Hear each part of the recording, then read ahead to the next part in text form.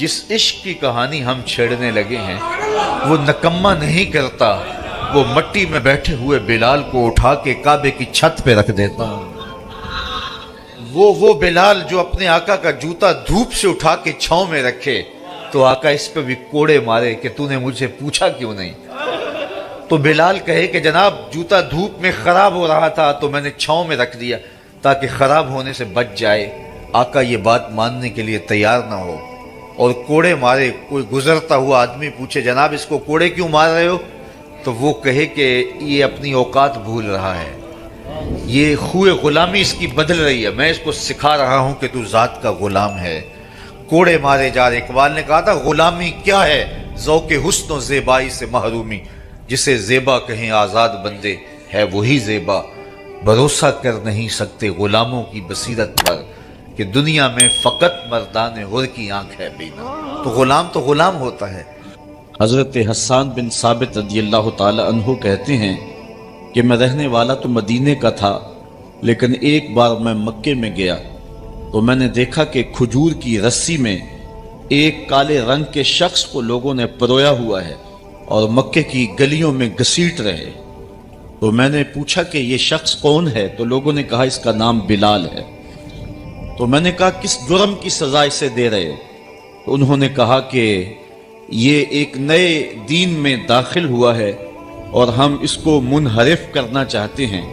کہتے میں نے دیکھا کہ وہ جوں گھسیٹتے اس کی زبان پر عہد عہد کی صدا تیز ہوتی چلی جا رہی تھی۔ زخم پہ زخم کھا کے جی، خون جگر کے گھونٹ پی، آہ نہ کر لبوں کو سی، یہ عشق ہے دل لگی نہیں۔ یہ چند لمحوں کے لیے دل بہلانے کی کہانی نہیں ہے کہ جس محبت میں سختی آئی تو راستہ بدل لیا۔ یہ ان راستوں کا ان لوگوں نے اہتمام کیا تھا اور ان راستوں کے مسافر بنے تھے کہ راستے میں پہاڑ بھی ہوں تو یہ چیر کے آگے گزر جائیں۔ بلال حبشی کو ان کا ظالم آقا مارتا ہے، کبھی ان کے ہاتھوں میں میخیں ٹھونکتا ہے، کبھی زبان پہ تپتے ہوئے کوئلے رکھتا ہے، کبھی رسی پاؤں میں ڈال کر کے اوباش لڑکوں کے ہاتھوں میں دیتا ہے کہ اس کو گھسیٹے، کبھی کچھ، لیکن بلال ہیں کہ آگے سے مسکرا رہے ہیں، عہد عہد کا نغمہ پکار رہے ہیں۔ کسی نے رک کے کہا بلال یہ عجیب تماشا ہے، وہ تمہیں مار رہے ہیں اور تم آگے سے عہد عہد پکار رہے ہو۔ تو حضرت بلال بولے تم جاؤ نا بازار میں مٹی کا پیالہ خریدنے کے لیے تو اس کو بھی ٹھونک ٹھونک کے دیکھتے ہو، اس کی آواز تو ٹھیک ہے، کہیں کچا تو نہیں ہے۔ کہا تم تو مٹی کا پیالہ بھی خریدو تو ٹھونک بجا کے دیکھو، یہ کہیں کچا تو نہیں ہے، اس کی آواز تو ٹھیک ہے۔ کہا میرا مالک بلال کو خرید رہا ہے، دیکھ رہا ہے بلال کچا تو نہیں ہے، اس کی آواز تو ٹھیک ہے۔ میں کہتا ہوں مالک خرید لے بلال کو، کھال ادھر بھی جائے گی، حق حق کی صدا ختم نہیں ہوگی۔ محبت کی یہ البیلی اور انوکھی داستانیں اہل ایمان رقم کی ہیں۔ اگر اس عنوان سے بات کی جائے تو یہ تاریخ کا ایک ایسا باب ہے۔ حضرت سمیہ رضی اللہ تعالی عنہ اسلام کی پہلی شہیدہ، جن کو مکے کے چوک میں ابو جہل نے جو ہے وہ نیزہ مار کر کے شہید کیا۔ راہ خدا میں بہنے والا یہ خون تاریخ اسلام نے محفوظ کر لیا، ایک عورت کا خون تھا۔ اور پھر حضرت عمار ابن یاسر کے والد حضرت یاسر کو بھی شہید کیا گیا، دونوں ماں باپ شہید ہو گئے اور بیٹا پھر بھی ڈٹا ہوا ہے۔ کافروں نے حضرت عمار ابن یاسر کو پکڑ کے تپتی ہوئی آگ میں ڈال دیا اور انہوں نے رخ کیا حضور کے کاشانہ انور کی طرف اور آنکھوں میں آنسو امڑ آئے تو کافر سمجھے شاید جلتی ہوئی آگ کے شعلوں سے اور بھڑکتے ہوئے کوئلوں سے ڈر گیا ہے۔ کہا عمار گھبرا گئے ہو، تمہیں ان تپتے ہوئے کولوں سے باہر نکال لیا جائے؟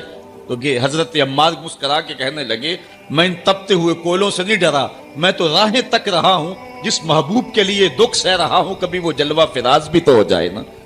اچھا ادھر غلام تڑپا، ادھر آقا تشریف لے آئے۔ حضرت عمار ابن یاسر کے سر پہ ہاتھ رکھ کے حضور نے کہا یا نارو کونی بردم و سلامن علی عمار ابن یاسر کما کنت علی ابراہیم، اے آگ جس طرح ابراہیم پہ ٹھنڈی ہوئی تھی آج میرے عمار ابن یاسر پہ بھی ٹھنڈی ہو جائے۔ تو محبتوں کی یہ داستانیں بڑی دل آویز ہیں، لیکن جب عشق کی دولت لازوال نصیب ہوتی ہے تو دیکھیے یہ عشق کیسا بندہ نواز ہے۔ حضور جب معراج سے واپس پلٹتے ہیں اسی بلال کو جو آقا کا جوتا اٹھا کے چھاؤں میں رکھنے کا روادار بھی نہیں ہے، میرے حضور پوچھتی ہیں بلال تو کون سا نیک عمل کرتا ہے، میں نے جنت میں تیرے قدموں کی آہٹ سنی ہے۔ کیا خیال ہے اس ایک جملے نے دور غلامی کی ساری تھکن اتار نہیں دی ہوگی، اور بلال فرش سے اٹھ کے فراز عرش پہ نہیں پہنچ گیا ہوگا؟ تو وہ اور عشق ہے جو نکما کرتا ہے، یہ عشق سربلند کرتا ہے، یہ عشق ذرہ نواز ہے، یہ عشق عزتیں دیتا ہے، یہ مقامات رفیع اور عزتوں کی مسندوں پہ بٹھاتا ہے۔ اللہ اکبر۔ میں آپ سے پوچھوں کہ جس زمانے میں میرے حضور آئے تھے اس زمانے کے خاقان کا نام کیا تھا؟ تو شاید اس بھری مجلس میں کوئی نہ بتا سکے سوائے اس کے جس کا بڑا گہرا تاریخی مطالعہ ہو۔ باقی اس دور کے خاقان کا شاید مجھے کوئی نام نہ بتا سکے۔ آپ کہیں گے ہمیں ضرورت بھی کیا ہے اس کا نام یاد رکھنے کی؟ اچھا میں پوچھتا ہوں جس زمانے میں میرے حضور آئے تھے اس دور کے کیسر کا نام کیا تھا؟ بہت بڑی طاقت تھی اس وقت، رومن امپائر، لیکن آپ کہیں گے جناب ہمیں کیا ضرورت ہے؟ اچھا چلو میں یہ پوچھتا ہوں اس دور کی سپر طاقت اور اس وقت کا ٹرمپ کہہ لیجئے، اوباما کہہ لیجئے، میں پوچھوں اس دور کے کسرا کا نام کیا تھا؟ تو شاید وہ بھی تھوڑے لوگ بتا سکیں اور زیادہ لوگ کہیں کہ ہمیں کیا ضرورت تھی اس کا نام یاد رکھنے کی۔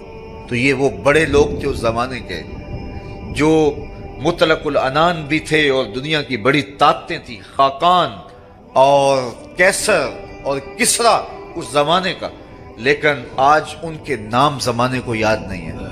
لیکن اگر میں اس مجلس میں موجود سب سے کم عمر بچہ تلاش کر کے اسے پوچھوں کہ میرے حضور کے مؤذن کا نام کیا تھا، تو وہ سر اٹھا کے بلال حبشی کا نام لے گا یا نہیں لے گا؟ تو بادشاہوں کے نام باقی نہیں رہے، کج کلاہوں کے نام مٹ گئے۔ مشتاق یوسفی نے کہا تھا مٹ گیا مشتاق دل سے رنگے یاد رفتگاں، پھول مہنگے ہو گئے قبریں پرانی ہو گئی۔ کس کے پاس وقت ہے کہ کسی کو یاد رکھے؟ لیکن جو ان سے جڑ گیا ان کا نام سربلند ہے۔ رومی علیہ الرحمن اس پر ایک خوبصورت مثال دی کہ حاکم وقت نے لیلا کو دربار میں طلب کر لیا۔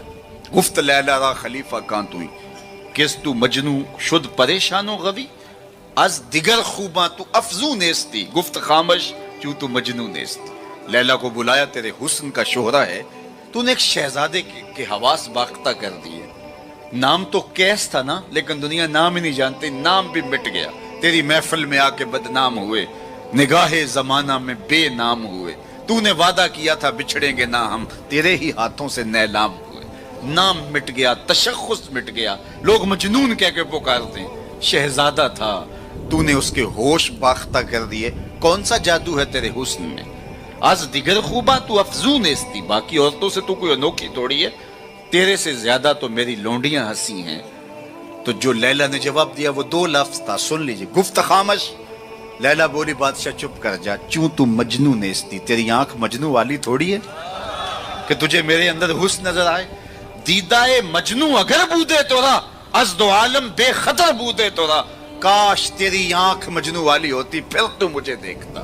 تو ہوش دارو لیک مجنو بے خودست، در طریق عشق بیداری بدست۔ تو ہوش والا ہے اور مجنو ہوش کو چھٹی دے کے آیا ہے۔ اس کوچے میں ہوش کے ڈالر نہیں چلتے، اس کوچے کے اندر محبت کی کرنسی چلتی ہے۔ اس لیے کہا کہ تجھے میرے اندر کوئی کمال نظر نہیں آئے گا۔ رومی یہاں کیا کمال کی بات کہی، کہا اگر لیلا کو دیکھنا ہو تو مجنو کی آنکھ چاہیے، اور مصطفیٰ کریم کو دیکھنا ہو تو ابو بکر کی آنکھ چاہیے۔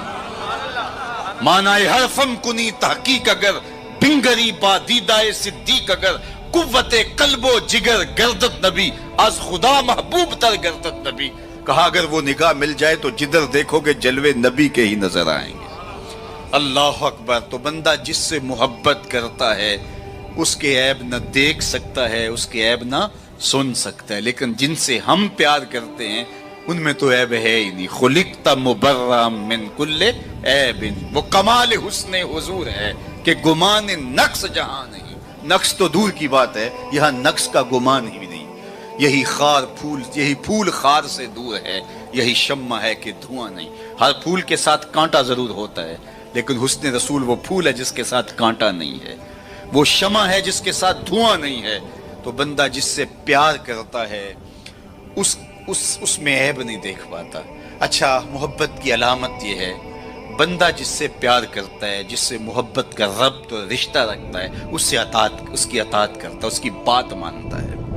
یہ محبت کا بہت بڑا نشان ہے، بہت بڑی علامت ہے کہ بندہ جس سے پیار کرتا ہے وہ اس کی ایک ایک بات پہ قربان اور فدا ہو جاتا ہے. اس کا حکم ہو اور محب نہ مانے تو اس کی محبت ناقص ہے. میں اور آپ ذرا اپنے اندر اتر کر کے دیکھیں ہمارا طرز زندگی کیا ایسا ہے کہ ہم اپنے آقا کی ہر بات مانتے ہیں.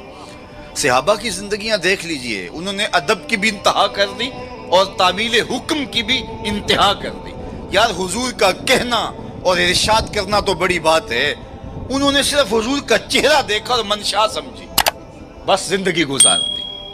اللہ اکبر. حضرت انس بن مالک کو کسی نے دیکھا کہ شوربے سے کدو کے ٹکڑے نکال کے کھا رہے ہیں. کسی نے پوچھا یہ کیا کر رہے ہو؟ کہا مجھے نہیں پتا، ایک دن میں نے حضور کو کرتے دیکھا تھا. مدینے کی ایک گلی سے حضور گزر رہے ہیں تو ایک ایسا مکان بن رہا تھا جس طرز کی تعمیر کو حضور پسند نہیں کرتے تھے. تو کسی سے پوچھا کہ یہ کس کا ہے؟ کہا فلاں انصاری کا. کچھ نہیں کہا حضور نے، چلے گئے. کسی نے اس انصاری کو بتایا کہ حضور گزرے تھے، تیرا مکان دیکھا تھا، لیکن چہرے پر پسندیدگی کے آثار نہیں آئے، حضور خوش نہیں ہوئے. اس نے کہا اچھا. کہا ہاں میں ساتھ تھا. اس نے کدال پکڑا اور مکان کو زمین کے برابر کر دیا. 2-4 دن کے بعد میرے حضور کا دوبارہ گزر ہوا، ملبے کا ڈھیر پڑا دیکھا. کہا بلاؤ. اسے بلایا گیا. کہا میں گزرا تھا، تیرا مکان تھا، آج ملبے کا ڈھیر ہے، کدھر گیا مکان؟ عرض کی حضور میں نے گرا دیا. فرمایا کیوں؟ سنو. فرمایا کیوں؟ عرض کی سنا تھا آپ کو پسند نہیں، سنا تھا آپ کو پسند نہیں. میں اور آپ سر سے لے کر پاؤں تک دیکھوں ہمارا کیا کیا حضور کو پسند نہیں.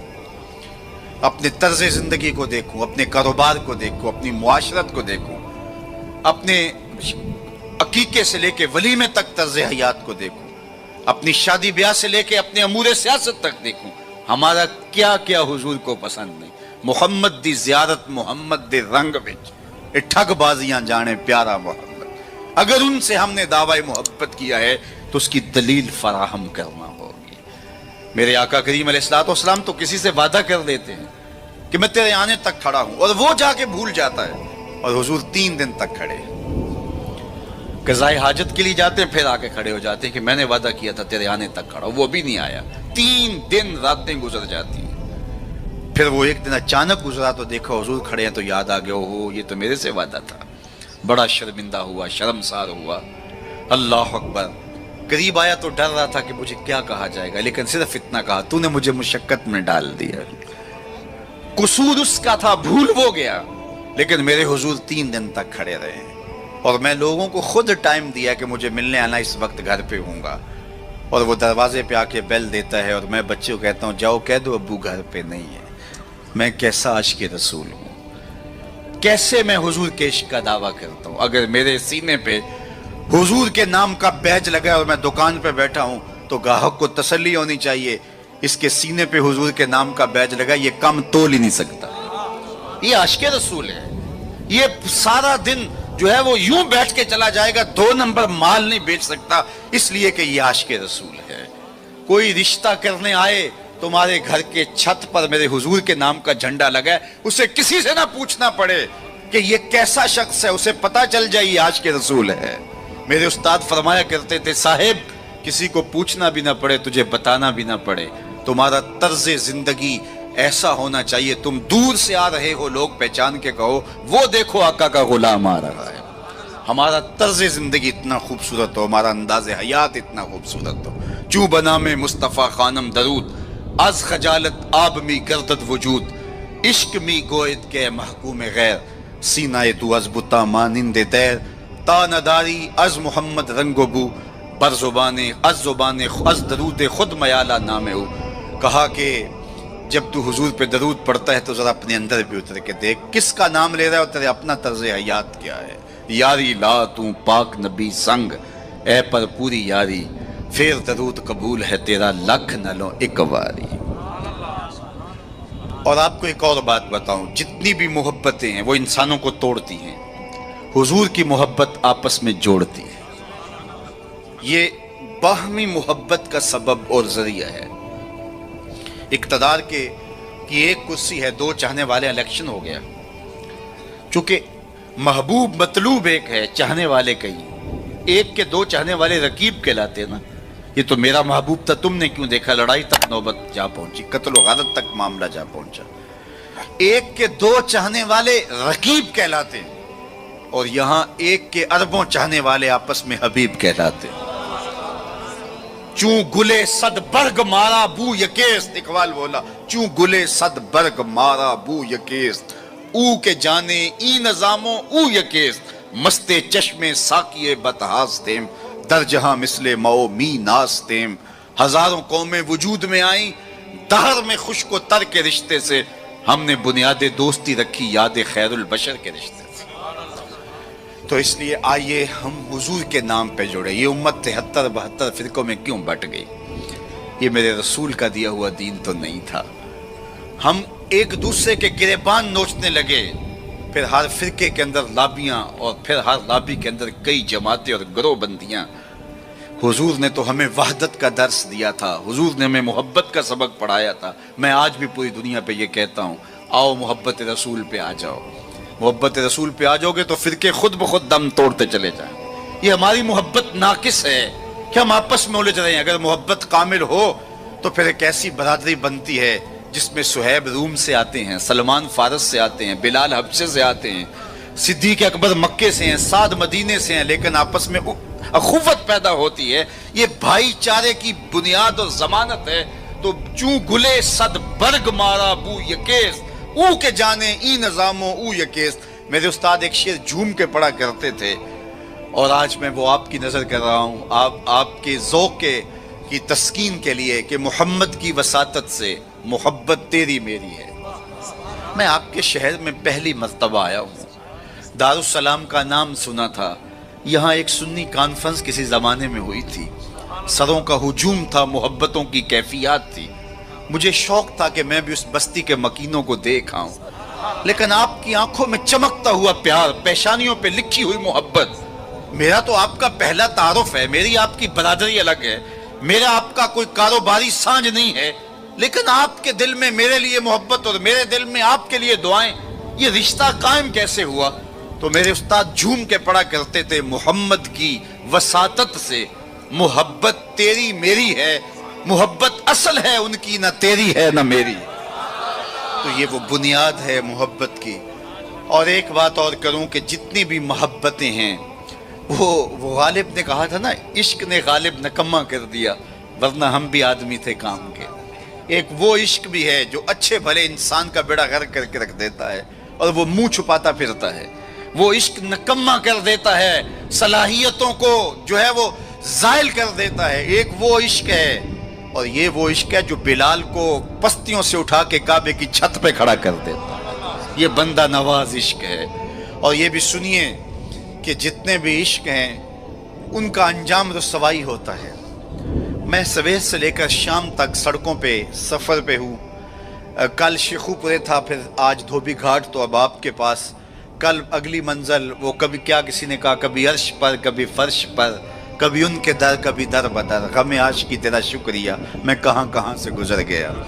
میں ایک دن سیالکوٹ سے واپس آ رہا تھا، تو راستے میں ایک جھونپڑا بنایا تھا کسی ملنگ نے، تو اس کے اوپر لکھا تھا سڑکوں والی سرکار. تو میں نے اپنے ساتھی سے کہا کہ یہ تو کنارے والی سرکار ہے، سڑکوں والی سرکار تو ہم ہیں کہ سویر سے لے کر شام تک سڑکوں پہ ہی رہتے ہیں. تو جو بندہ سڑکوں پہ رہے تو اس کے تجربات بھی فضول تر ہوتے ہیں. تو آپ نے گاڑیوں کے پیچھے لکھے جملے لکھے پڑے ہوں گے. میں تو روز ان مراحل سے گزرتا ہوں. کبھی کسی ٹرک کے پیچھے کچھ لکھا ہے، وہ لکھنے والے کے، اس ڈرائیور کے نفسیات کا خلاصہ ہوتا ہے. تو کئی جملے تڑپا دیتے ہیں، کئی رلا دیتے ہیں. کوئی ایسے جملے ہوتے ہیں کہ پھر ہنسی نہیں تھمتی، اور کچھ ایسے جملے بھی ہوتے ہیں کہ جو ہے وہ لفظ سل جاتے ہیں. ایک جملہ آپ نے بھی پڑھا ہوگا اور بار بار پڑھا ہوگا، صنم بے وفا. تو میں اپنے دوستوں کو پوچھتا ہوں یہ بتاؤ کیا لکھا ہے، تو وہ کہتے ہیں جناب آپ بھی تو پڑھ رہے ہیں. میں نے کہا اس کا مطلب کیا؟ کہتے ہیں جناب آپ بتا دیجئے. میں نے کہا یہ تحریری احتجاج ہے، کسی نے کسی سے پیار کیا ہوگا اور بے وفائی لیے آج اپنی بھڑاس نکال رہا ہے، غصہ نکال رہا ہے. تو میں کہا صاحب تو نے پیار اس سے کیا جس نے بے وفائی کی، آ تجھے اس چوکھٹ پہ لے چلوں. جو ہاتھ پکڑتے ہیں تو حشر کے دن بھی نہیں چھوڑتے. تو محبت کا ربط ان سے قائم کیجئے، محبت کا رشتہ ان سے قائم کیجئے جو تمہارے لیے عزت کا باعث ہے۔ تم محبوب کا نام نہیں چھپاتے رہو گے، بلکہ تمہارے لیے قرار جاں ہے، تمہارے لیے تسکین جاں ہے ان کا نام، اور ان کا ذکر تمہارے لیے راحتوں کا سما، تو ان کا ذکر راحتوں کا سما اور تسکین اور قرار کا ذریعہ بن جائے گا۔ تو یہ وہ نام ہے جو عزت نواز۔ میں تو یہ کہتا ہوں کہ یہ محبت ہمارے لیے عزت کا سبب ہے۔ اعلیٰ حضرت نے کیا خوب کہا، جس کا حسن اللہ کو بھی بھا گیا، جس کا حسن اللہ کو بھی بھا گیا، ایسے پیارے سے محبت کیجئے۔ ایسا تو نہیں کہ محبوب کا نام چھپاتے پھریں، بلکہ یہ وہ محبت ہے، وہ بندہ نواز محبت ہے کہ جو ہمارے لیے باعث فخر و مباحات ہے، ہمارے لیے باعث عزت ہے۔ اعظم چشتی نے تو قلم توڑ دیا، اپنا معیار زمانے سے جدا رکھتے ہیں، ہم تو محبوب بھی محبوب خدا رکھتے ہیں۔ وہ گلیوں میں آوارہ پھرنے والا کوئی شخص محبوب تھوڑا ہے کہ شرمندگی ہو؟ ہمارا محبوب تو وہ ہے کہ جو عرش کی راہوں کا سیاح ہے نا۔ تو یہ ناز ہے، یہ فخر ہے ہمارے لیے۔ تو پھر جس سے محبت کی جاتی ہے، اس کی محبت کا ایک تقاضا، میری بات اپنے اختتام کو پہنچے، کہ بندہ جس سے محبت کرتا ہے اس کی فکر کو اختیار کرتا ہے اور اس کو اپنی روح میں اتارتا ہے، اور پھر اس کا مبلغ بن جاتا ہے، اس فکر کے ابلاغ کے لیے اپنی صلاحیتوں کو صرف کر دیتا ہے۔ تو میں اور آپ اگر آقا و مولا سے محبت کرتے ہیں، حضور سے الفت کا ربط و رشتہ رکھتے ہیں، تو ان کا لایا ہوا نظام حیات ہماری روحوں میں اترنا چاہیے۔ ہمارے طرز زندگی اس بات کی گواہی دیں کہ ہم حضور کے غلام ہیں، اور پھر اس خوشبو کو اطراف عالم اور اکناف جہاں کے اندر ہم پھیلا کر کے جو ہے وہ اس منصب کو ادا کرنے کی کوشش کریں، اور ہماری زندگی اس کی گواہی دے۔ صحابہ نے اپنی زندگیاں اس مقصد کی خاطر لگائیں اور شب و روز ایک کر کے رکھ دیا۔ آج اصحاب رسول کی قبریں پوری دنیا کے اوپر ہمیں ملتی ہیں۔ یار مدینہ المنورہ کو دیکھنے کے لیے لوگ تڑپتے ہیں، تو یہ شہر مدینہ چھوڑ کے چلے کیوں گئے؟ اور اس ٹھنڈی چھاؤں کو چھوڑ کے کوئی کہاں جا کے دفن ہوا، کسی نے کہاں چاند وار دی؟ تو اصل بات یہ ہے کہ محبوب کا مشن عزیز ہوتا ہے، محبوب کی فکر عزیز ہوتی ہے۔ وہ کسی نے کہا تھا نا، میں مر کے بھی زندہ ہوں اہل وفا کی محفل میں، میری محفل میں میرا مزار نہ پوچھ۔ تو جب ان کے ہوئے ہو تو پھر اپنی زندگی، اور وہ لوگ جنہوں نے حضور کا نام لیا، اس تابی کی کہانی کوئی نہیں بھول سکتا جس کا ذکر اقبال نے کیا، کہ وہ گھوڑے کی ننگی پیٹھ پہ بیٹھ کے اللہ کے دین کا پیغام لے کے آگے بڑھا، اور چلتے چلتے دلدل آ گئی تو اس نے گھوڑے کی باگیں کھینچ لی اور کہا، مالک میرے جذبے تو جواں تھے، تیری زمین ہی ختم ہو گئی۔ اس پہ اقبال نے کہا تھا، دی اذانیں کبھی یورپ کے کلیساؤں میں، کبھی افریقہ کے تپتے ہوئے صحراؤں میں، دشت تو دشت دریا بھی نہ چھوڑے ہم نے، بحر ظلمات میں دوڑا دیے گھوڑے ہم نے۔ تو آج میں اور آپ ان جذبوں سے سرشار ہوں گے، لیکن وہی بات جو میں عرض کر چکا، اس کا آغاز ہماری اپنی ذات سے ہوگا۔ ہمارا عمل گواہی دے گا، ہمارا رویہ گواہی دے گا، ہمارا طرز زندگی گواہی دے گا۔ ہم دوسروں کو مسلمان کرنے کے لیے بے چین ہیں، ذرا 2 لمحوں کے لیے اپنے اندر بھی اتر کے دیکھو، یہ پاپی بھی سیدھا ہوا ہے کہ نہیں ہوا، اس من کے اندر بھی روشنی ہوئی ہے کہ نہیں ہوئی۔ میں تو میلاد کے موسم میں گلی گلی کہتا رہا، تمہیں مبارک کو تم نے جھنڈیاں لگائیں، مجھے اچھا لگا تم نے گھروں کی چھتوں پہ چراغاں کیا، لیکن کوئی جھاڑو لے کے دل نگر میں بھی آنا، کہیں دل کی گلیاں اندھیر نگر نہ رہ جائیں، کوئی دیا، کوئی محبت کا چراغ دل میں بھی روشن کرنا۔ اگر دل کی دنیا آباد ہو گئی تو پوری کائنات روشن ہو گئی۔ میرے حضور نے فرمایا، انسان کے جسم میں گوشت کا ایک ٹکڑا ہے، اگر وہ صحیح ہو جائے تو پورا جسم صحیح ہو جاتا ہے، اگر وہ خراب ہو جائے تو پورا جسم خراب ہو جاتا ہے۔ پھر فرمایا، الا وہی القلب، سنتے ہو گوشت کے اس ٹکڑے کا نام دل ہے۔ حضرت نبی رحمت کی مجلس لگی تھی، ہجوم عاشقاں تھا، تو ایک دن حضور نے فرمایا، جنتی دیکھنے کا شوق ہو تو دروازے پہ دیکھو۔ کہتے ہم نے دیکھا ایک بوڑھا شخص ہاتھ میں جوتا پکڑا ہے بائیں ہاتھ میں، اور تازہ آثار وضو اس کی داڑھی پر نمایاں ہیں، تو وہ مسجد میں داخل ہوا۔ خیر اگلا دن ہوا تو پھر کہا، اگر کسی کو جنتی دیکھنے کا شوق ہے تو دروازے پہ دیکھو۔ ہم نے کہا دیکھیے آج کون خوش نصیب آتا ہے، تو وہی بزرگ دوبارہ آئے، بائیں ہاتھ میں جوتا پکڑا ہے اور آثار وضو چہرے پہ حویدہ ہے۔ تیسرا دن آیا تو پھر کہا، جنتی دیکھنے کا شوق ہے تو دروازے پہ نظریں رکھو۔ ہم نے دیکھا تو وہی بزرگ اسی حالت میں آئے۔ مجلس ختم ہوئی تو میں ان بزرگوں کے پیچھے چل پڑا۔ حضرت عبداللہ بن عمر کہتے ہیں کہ میں جب پیچھے چلا تو انہوں نے کہا، کیسے میرے پیچھے آ رہے ہو؟ میں نے کہا ابا جی سے کوئی شکر رنجی سی ہو گئی ہے, لڑائی سی ہو گئی ہے, تو میں 3 دن آپ کے پاس گزارنا چاہتا ہوں, تو مجھے آپ رکھ لیں گے؟ انہوں نے کہا کوئی بات نہیں, آ جاؤ. کہتے ہیں میری آرزو تھی کہ میں دیکھوں کہ یہ عمل کون سے کرتا ہے. حضور نے فرمایا جنتی دیکھنا ہے تو دروازے پہ دیکھو, اور 3 دن یہی آتا رہا. کہا, اس نے کہا کوئی بات نہیں, آ جاؤ. میں ساتھ چلا گیا. رات جب سوئے تو میں نے چادر اوڑھ لی, اور میں اس طاق میں تھا کہ دیکھوں کہ یہ عمل کون سے کرتا ہے. لیکن وہ ساری رات سویا رہا. اتنا تھا جب کروٹ بدلتا تھا تو رب کے نام لیتا تھا. اس کے علاوہ صبح اٹھے, میں بھی اٹھا, نماز فجر ادا ہوئی, ناشتہ کیا, کھیتوں میں چلے گئے, باغ میں پانی کیا, گوڈی کی جو بھی معمولات تھے, ظہر پڑی, مغرب عشاء, رات ہوئی تو پھر سو گئے. میں نے سوچا کل میری وجہ سے ہو سکتا ہے معمولات ترک کیے ہوں, لیکن معمولات کا عادی شخص روز معمولات ترک نہیں کر سکتا. تو دیکھتے ہیں کہ آج کیا ماجرا ہوتا ہے. میں سو گیا بظاہر, لیکن جاگ رہا تھا. لیکن وہ ساری رات سویا رہا, صرف کروٹ بدلے تو رب کا نام لے. کہا خیر وہ وقت دن بھی گزرا. تیسرا دن گزرا تو جب 3 دن بیت گئے, صبح ناشتہ ہوا تو میں نے کہا کہ میری ابا جی سے کوئی لڑائی نہیں ہوئی تھی, کوئی میرا الجھاؤ نہیں ہوا تھا. میں نے حضور سے سنا کسی نے جنتی دیکھنا ہے تو دروازے پہ دیکھو. 3 دن آپ ہی بابا جی آتے رہے, لیکن مجھے تو کچھ دکھائی نہیں دیا. 3 راتیں اور 3 دن میں نے آپ کے ساتھ گزارے. تو وہ بزرگ فرمانے لگے کہ اے ابن عمر, ایسی کوئی بات نہیں ہے کہ میں نے تمہاری وجہ سے کوئی عمل چھپایا ہو. میرے وہی معمولات ہیں جو تم نے 3 دن میں دیکھے. کوئی الگ سا عمل ایسا نہیں تھا جو تم سے میں چھپا لیا ہو. لیکن ایک میرا عمل تم نہ دیکھ پائے, اور وہ اگر تم اور بھی دن میرے ساتھ گزارتے تو نہ دیکھ پاتے. تو مجھے تجسس ہوا. میں نے کہا کہ وہ عمل کون سا ہے؟ تو وہ فرمانے لگے تم نے محنت کی, 3 دن رہے, میں تمہیں بتا دیتا ہوں. تو اس بزرگ نے ایسے سینے پہ ہاتھ رکھا, دل والی جگہ پہ, اور کہا اے ابن عمر, یہ جو سینے میں رکھا ہوا دل ہے نا, اس میں کسی مومن کا بغض نہیں ہے. تو اس میں کسی مومن کے لیے نفرت نہیں رکھی ہے, بغض نہیں رکھا ہے.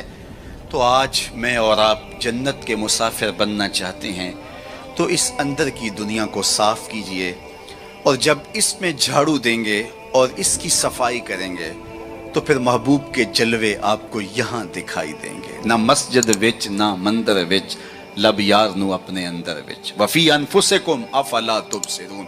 تو آئیے میں اور آپ اپنے باطن کی صفائی کے لیے کوشاں ہوں. زندگی لمحہ لمحہ ٹوٹ رہی ہے, اور میں اور آپ ایک ایک سانس کر کے اپنی زندگی کو توڑ رہے ہیں. یہ اٹھتے ہوئے قدم ہیں, سیدنا علی المرتضیٰ فرماتے ہیں.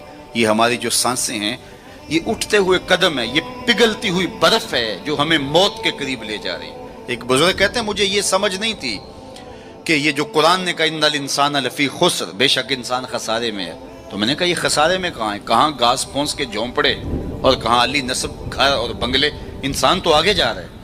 تو یہ خسارے میں کیوں کہا گیا؟ تو میں سمرقند کے بازار سے گزر رہا تھا, وہاں ایک آدمی پھٹے پہ رکھ کے برف بیچ رہا تھا اور ساتھ آوازیں لگا رہا تھا. آج کل تو یہاں وہ پاپڑ بیچنے والے بھی آوازیں لگاتے ہیں. تو وہ سمرقند کے بازار میں برف رکھ کے بیچ رہا تھا اور ساتھ آواز لگا رہا تھا ارحمو ارحمو علی من یذوب راس مالہ, او گزرنے والوں میرے پہ ترس کھاؤ, میں ایسا تاجر ہوں جس کا راس المال پگھلتا چلا جا رہا ہے. کیونکہ برف ایک ایسا سودا ہے جو گاہک کا انتظار نہیں کرتا. آپ کپڑا بیچتے ہیں, آج گاہک نہیں آئے, ہو سکتا ہے کل چارہ نے مہنگا بیچ لیں. آپ پیٹرول بیچتے ہیں, ہو سکتا ہے پڑا پڑا 6 روپے اوپر چلا جائے, آپ کروڑوں کے فائدے میں چلے جائیں. لیکن اگر برف کا کل گاہک آپ بھی آ گیا اور مہنگی بھی ہو گئی, برف ہی نہیں ہوگی. تو وہ کہتا ہے لوگوں میرے پہ رحم کرو, مجھ سے برف لو, میں ایسا تاجر ہوں جس کا راس المال پگھلتا چلا جا رہا ہے. ارحمو ارحمو علی من یذوب راس مالہ. تو قدم رک گئے اور کہا کہ مجھے ان الانسان لفی خسر کا ترجمہ سمجھ میں آ گیا. جس طرح تیری برف پگھلتی جا رہی ہے میری زندگی پگھلتی جا رہی ہے, تیری برف قطرہ قطرہ پگھل رہی ہے, میری زندگی سانس سانس پگھل رہی ہے.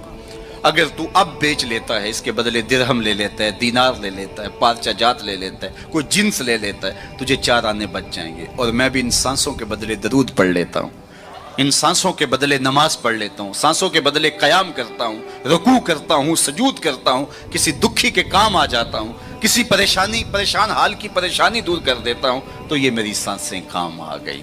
تو آج وقت ہے, وہ کسی پنجابی شاعر نے کہا تھا نا, آج ساوی نے کھلے راوی نے انج ٹوک نوکھڑے ٹکڑے نہیں. آج وقت ہے, آج فرصت ہے. وہ فقیر کھڑا تھا بازار میں رو رہا تھا, تو کسی نے گزرتے ہوئے کہا بابا کسی نے مارا ہے, تنگ کیا ہے؟ کہا نہیں کوئی ایسا ماجرا نہیں ہوا، ان کے رویے نے رلا دیا۔ کہا کیا مطلب؟ کہا ان کو دنیا میں کھوئے ہوئے دیکھا، دل میں ترس جاگا، تو میرا خیال ہوا ان بندوں کی اور رب کی صلح نہ کروا دوں۔ تو کہا پھر کیا ہوا؟ کہا میں نے اس سے بات کی، آواز آئی لے آ میری چوکھٹ پہ، ایک آنسو سے سارے گناہ معاف کر دو۔ میں بڑا خوش ہوا، میں ان سے بات کی، یہ الٹا میرا مذاق اڑانے لگے، جا بابا اپنا کام کر، تمہیں کیا پتا ہوتا ہے دنیا اور دنیا داری کیا ہوتی ہے۔ تو وہ تو مان رہے، یہی نہیں مان رہے، تو مجھے اس پہ رونا آ گیا۔ خیر وقت گزر گیا، اگلے دن وہی شخص قبرستان کے قریب سے گزرا، دیکھا وہ فقیر وہاں کھڑا بھی رو رہا تھا۔ کہا بابا بازاروں میں بھی روتا ہے، قبرستانوں میں بھی روتا ہے، آج کیا ماجرا ہے؟ کہا کہانی کل والی ہے۔ کہا کیا مطلب؟ کہا ان سے مایوس ہو گیا تو آج ادھر نکل آیا، اور میرا خیال ہوا آج ان کی اور رب کی صلح کرواؤں۔ تو تجسس سے پوچھا آج کیا بنا؟ کہا آج یہ مان گئے وہ نہیں مانتا، کل وہ مانتا تھا یہ نہیں مان رہے تھے، اور آج یہ مانتے ہیں وہ نہیں مانتا۔ وقت پر کافی ہے ایک قطرہ بھی آب خوش ہنگام کا، جل گیا جب کھیت برس زمیں تو پھر کس کام کا۔ آئیے میں اور آپ اپنے رب سے اپنے تعلق کو جوڑ لیں، اپنی زندگی کو کبھی بھی نماز سے محروم نہ رہنے دینا، سونے سے قبل 5 انگلیاں بھی گن لینا اور 5 نمازیں بھی گن لینا۔ اس شخص سے بڑا بدبخت کوئی نہیں ہے جو رب کے حضور سجدہ ریز نہیں ہوتا ہے۔ یہ بد نصیبی ہے کسی شخص کی کہ اس کی پیشانی کو سجدے کا نور نصیب نہ ہو۔ بعض لوگ کہتے ہیں میں نہیں کرتا سجدہ، میں کہتا ہوں تو کون ہے بدبخت، تجھے رب اپنی چوکھٹ پہ بلاتا ہی نہیں۔ اتنا بد نصیب ہو گیا ہے کہ تجھے دھتکار دیا گیا، حیا علی الصلاح حیا علی الفلاح، 5 وقت صدائے دل نواز سنتا ہے لیکن تیرے قدم نہیں اٹھتے، تجھے توفیق نصیب نہیں ہوتی۔ اس سے معافی مانگ اور اپنی زندگی کو سجدوں سے آباد کر۔ مخلوق خدا کے ساتھ شفقت یہ اللہ اور اس کے رسول کی قربت کا ذریعہ ہے۔ میرے والد گرامی فرمایا کرتے تھے اگر تم چاہو کہ حضور تم سے پیار کریں تو حضور کی امت سے پیار کیا کرو۔ آپ کسی کے بچے کی گال سہلائیں، اس کو پیار کریں تو اس کے باپ کے دل میں آپ کے لیے پیار پیدا ہو جاتا ہے۔ تو حضور کی امت سے پیار کریں گے تو حضور تم سے پیار کریں گے۔ اللہ آپ کو سلامت رکھے، دنیا آخرت کی برکتیں آپ کی روحوں میں ڈال دیں۔ اقبال کے سارے کلام کا رس نچوڑیں تو خلاصہ یہ نکلتا ہے محمد سے وفا تو نے تو ہم تیرے ہیں، یہ جہاں چیز ہے کیا لوح و قلم تیرے ہیں۔ اقبال کہتے ہیں حضور سے وفا کرو، قلم بھی تمہیں دے دیں گے، تختی بھی تمہیں دے دیں گے، پھر جو لکھنا ہوا خود ہی لکھ لینا، پھر تمہاری تقدیر کے فیصلے کہیں اور نہیں ہوں گے، خدا بندے سے خود پوچھے گا بتا تیری رضا کی، لیکن شرط ہے کہ تم ان کے ہو جاؤ۔ وآخر دعوانا ان الحمد للہ رب العالمین۔